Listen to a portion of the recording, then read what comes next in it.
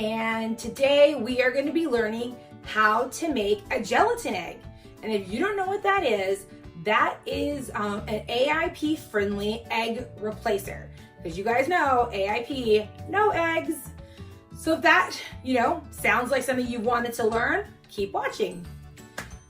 So we talk about autoimmune related subjects on my channel here, and something that I do at least once a week is AIP with Ashley, where I help you guys learn to bake or cook with AIP friendly ingredients. This was really hard for me as I, began this life change. Now, pretty much everything you cook with on a daily basis are like stock items, and you should definitely have gelatin on hand. I use, I think it's Sports Research. I got this right off of Amazon. I also use the collagen that goes with this. And this is just, it says great for baking, cooking. It's good for your bones and joints. So we are gonna make a gelatin egg with this today. Okay, so what you're gonna need is a saucepan, a whisk any size, a half a cup of water, which I have here, and 2 tablespoons of the gelatin powder. And this is how you're gonna wanna make your gelatin egg. It's a little different for each recipe. Some recipes say to let it bloom, some say not to. I'll explain what bloom means in a minute. Some don't. But for the particular recipe that I'm making this gelatin egg for, it does say to allow it to bloom. So we're gonna follow those exact directions. Okay, so you can see I've already put a half a cup of water in this saucepan. Nothing is on, it's just lukewarm water. I'm gonna take this powder and I'm gonna sprinkle it all over the water so that this entire content is wet. If there's any dry parts, we need to add a little bit more water.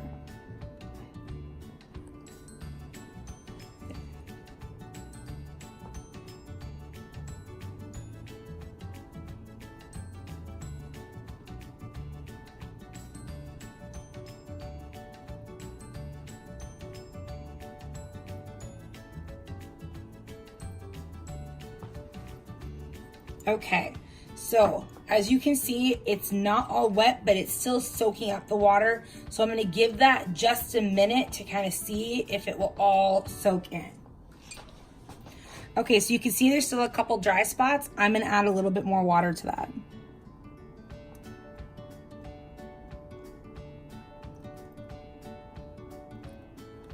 Okay, so now what we're gonna do is we're gonna let this bloom for 5 minutes. And basically that just means, as you can kind of see, it's starting to turn into gelatin. It's starting to get thick.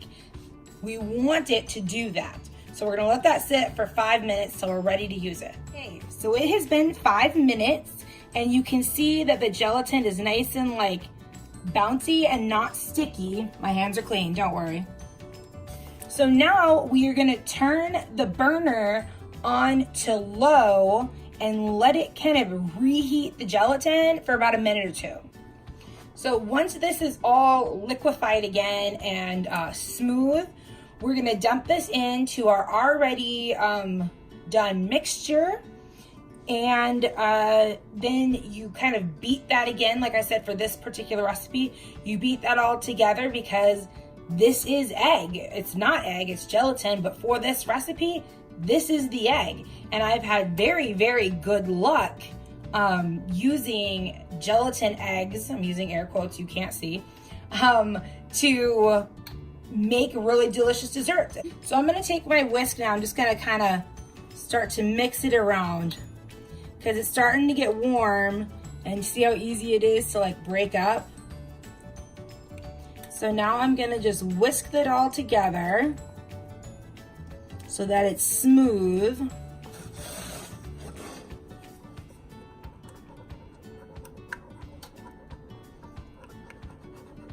If you still have some chunks, leave it on the burner a little bit longer because you want it all to be smooth because it's going obviously in your recipe and we don't want that.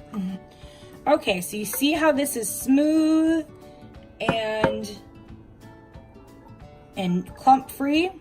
We are gonna go ahead and dump this directly into our batter. Okay, this is the batter that we are using from another recipe. And at this point in the recipe, we are gonna go ahead and add this egg replacer. Just dump right in. I've got a spatula and I'm gonna make sure I get all of the excess off or out of the bowl. Sorry, you can't see that all, but you kind of get the gist of what I'm doing. And then now that it's in there, you go ahead and finish the recipe like normal. This is just like as if I just cracked a couple eggs in there. So that is the gelatin egg recipe. It's very easy to do, very easy to work within a meal. I highly recommend that you try it.